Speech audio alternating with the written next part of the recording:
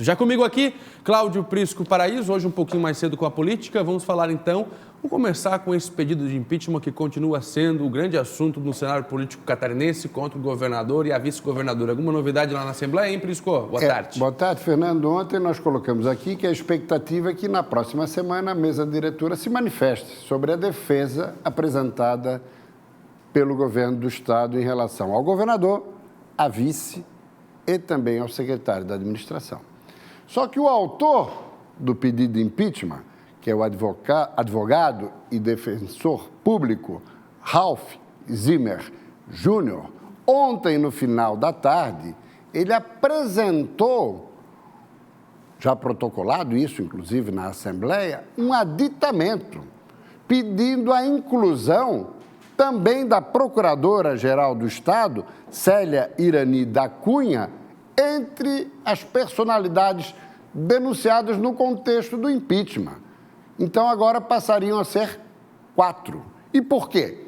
Qual é o fato novo? Primeiro, o autor do pedido de impeachment aguardou a apresentação da defesa. Uma vez apresentada a defesa na segunda, final da tarde, início da noite, ele apresenta novos documentos que caracterizariam fraude justamente no processo de equiparação dos salários dos procuradores do Estado em relação aos procuradores da Assembleia. Por quê? Porque é exatamente o seguinte: lá em abril, o que disse a Procuradora-Geral do Estado? Que o assunto estava prescrito, isso no âmbito judicial. E, aliás, com a concordância também do Ministério Público Estadual. O assunto está prescrito.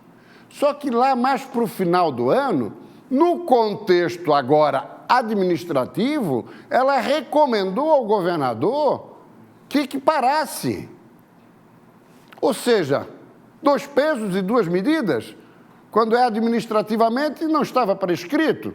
Vale equiparar? Agora, no contexto judicial, não. Prescreveu? Como assim? E outro detalhe, que o autor do pedido de impeachment coloca, está agindo em causa própria. A própria Procuradora-Geral do Estado pedindo a equiparação para os membros da Procuradoria que ela pilota. Ou seja, a Procuradora deixou o governador numa saia justa. O governo terá que reavaliar a sua linha de defesa. Com esse novo documento apresentado pelo autor do pedido de impeachment. É uma situação muito delicada e a Procuradora-Geral, na minha avaliação, fica numa situação absolutamente insustentável no contexto do governo. E também, Fernando, é importante colocar o seguinte: o governador só tem uma saída, que é anular, sustar, suspender a equiparação no âmbito administrativo. Com isso, ele torna o objeto do pedido de impeachment completamente enfraquecido no âmbito político da Assembleia Legislativa.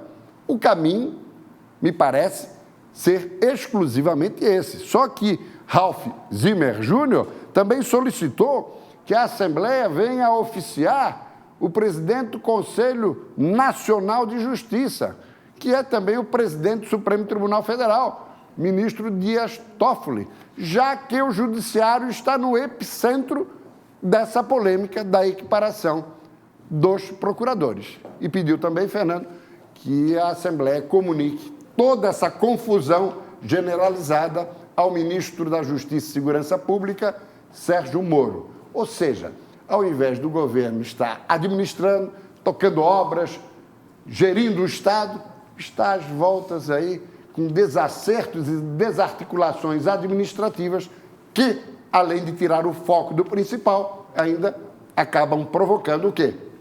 Desgaste político. Desgaste político. E agora, com esse fato novo, as coisas podem tomar novos rumos. Muito bom, Prisco. Muito boa colocação.